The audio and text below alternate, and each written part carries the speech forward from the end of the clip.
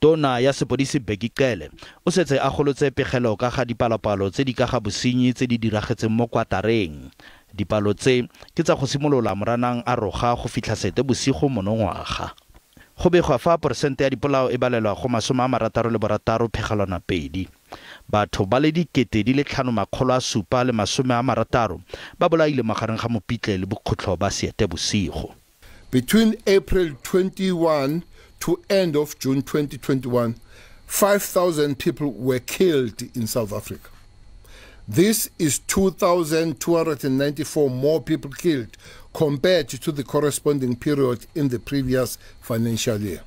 Sengwe gape se se tsentseng letsogo ke go tlhatlhoga ga dikgetse tsa petelelo tse di balelwang go diperesente di le 72.4.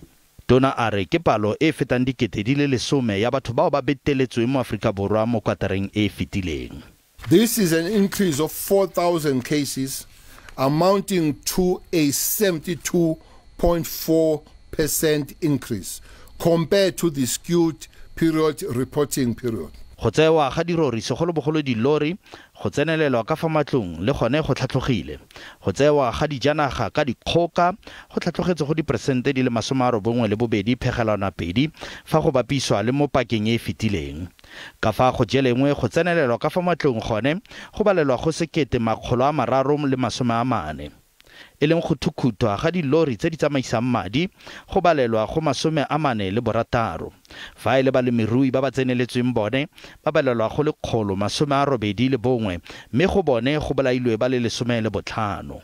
The crime statistics of first quarter of 2021-2022 financial year are dismal, if not understood within context that lockdown levels introduce an irregular variation to the crime trends.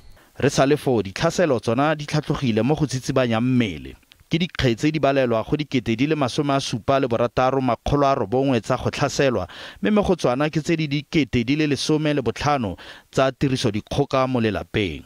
The stats that has been released now are operational stats and not strategic stats.